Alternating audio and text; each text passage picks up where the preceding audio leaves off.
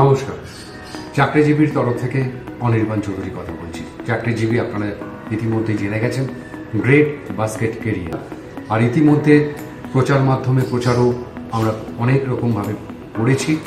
তার ফলেতে কি হয়েছে, কিছু প্রশ্ন যারা ছাত্রছাত্রী, যারা অভিভাবক, যারা শিক্ষক, তাদের কিছু প্রশ্ন আমাদের কাছে এসছে। আমরা সেই সমস্ত প্রশ্নের জবাব দিতেই আজকে আপনাদের কাছে ক্যামেরার সামনে বসা। নমস্কার, যদি আপনি বিষয়টা একটু বিশদে বলেন, অর্থাৎ কারা কারা এলিজিবল ফর অ্যাডমিশন, কারা কারা রেজিস্ট্রেশন করবে বা কিভাবে করবে, কত ফিজ, এই সম্বন্ধে যদি একটু আপনি কিছু হাইলাইট করেন আমাদের সুবিধা হয়। দেখুন, চাকরিজীবী দ্য গ্রেট বাস্কেট কেরিয়ার এই প্রতিষ্ঠানটি বিভিন্ন যে প্রতিষ্ঠানগুলো রয়েছে বাংলার বুকে, ঠিক তেমনটা প্রতিষ্ঠান নয়। আমাদের এখানটাতে যারা শিক্ষকতা করছেন তারা হয় বর্তমান সরকারি উচ্চপদস্থ আধিকারিক অথবা প্রাক্তন উচ্চপদস্থ সরকারি আধিকারিক। ফলেতে এখানটাতে আমরা এই লক্ষ্যটা নিয়েই চাকরিজীবী সংগঠনটাকে তৈরি করেছি, যাতে করে চাকরিজীবীরাই আগামী দিনের সরকারি চাকরিজীবীদের তৈরি করতে পারে। এখন প্রশ্নটা হলো ফি স্ট্রাকচার। এই ফি স্ট্রাকচারের ক্ষেত্রে একটু বলবো যে বিভিন্ন বিষয় আছে।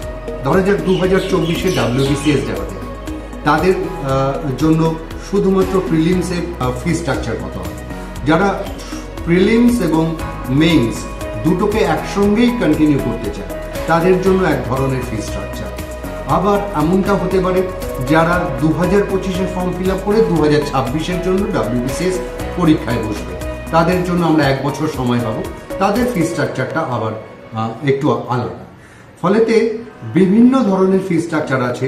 এসএসসি সিজিএল এর জন্য ফি স্ট্রাকচার এক রকমের, এসএসসি সিএইচএসএল এর জন্য ফি স্ট্রাকচার আরেক রকমের। আবার ব্যাংকিং এর ক্ষেত্রে আইবিপিএস পিও বা এসবিআই পিও বা আইবিপিএস আরআরবি পিও অথবা আইবিপিএস ক্লার্কশিপ, এসবিআই ক্লার্কশিপ, এদের বিভিন্ন ক্ষেত্রে ফি স্ট্রাকচার আলাদা। তবে স্ট্রেট ওয়ে একটা কথাই আমি বলতে চাই, যারাই 27 তারিখে ডেমোক্রাসে আসবে এবং সিদ্ধান্ত নেবে যে আগামী 5ই জুলাই থেকে ক্লাস স্টার্ট করবে এবং মিনিমাম একটা টোকেন অ্যামাউন্ট দিয়ে তাদের কনফার্মেশনটা রেজিস্টার করবে, তাদের জন্য আমরা স্ট্রেট ওয়ে যে কোর্স ফি থাকুক না কেন 5,000 টাকার আমরা পুরোপুরি ছাড় ঘোষণা করছি। এসএসসি সিজিএল এর জন্য আপনারা কত ফিস ধার্য করেছেন? এইটুকু বলতে পারি যে WBCS এর জন্য যারা প্রিলিমস এবং মেইনস এর জন্য সরাসরি ভর্তি হবেন তাদের জন্য নোট করে নিন, তাদের জন্য এসএসসি সিজিএল সম্পূর্ণ বিনামূল্যে আমরা পাঠাতে। এটা বোধহয় আমরাই প্রথম করতে পারলাম এবং এই উদ্যোগটা আশা করি আপনারাও মানবেন যে অভিনব। যারা ভর্তি হলো, আপনাদের ওখানে রেজিস্ট্রেশন নিল এবং ফিস দিয়ে ভর্তি হলো প্রিলি এবং মেইন এসবের পরীক্ষার, তারা যদি প্রথমবারের প্রয়াসে কেউ অকৃতকার্য হয় তাহলে কি তাদের আবার ফিস দিয়ে পুনরায় ভর্তি হতে হবে?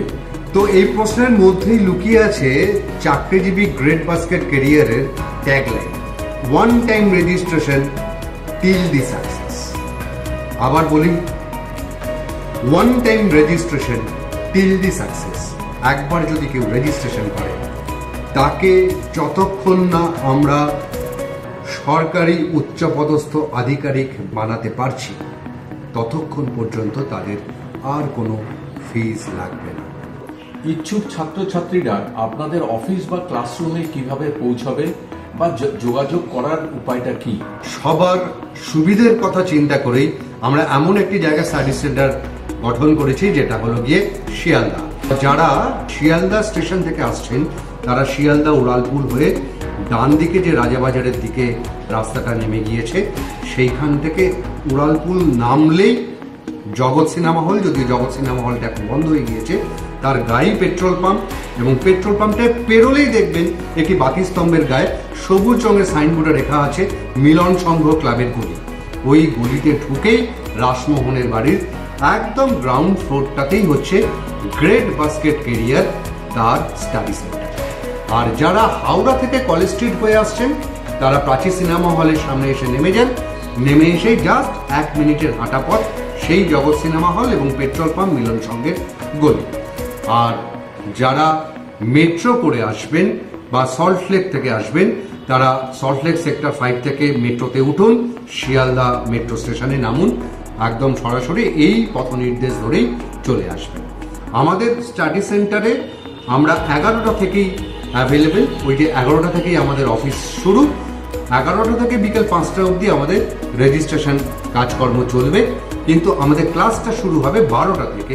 12টা থেকে 3টে অবধি আমরা 5টা সাবজেক্টের উপরে সেদিনকে ডেমো ক্লাস নেব। ওই ডেমো ক্লাসেই আমরা দেখাবো আমরা কৌশলগতভাবে অন্যান্য প্রতিষ্ঠানগুলো থেকে কোথায় আলাদা।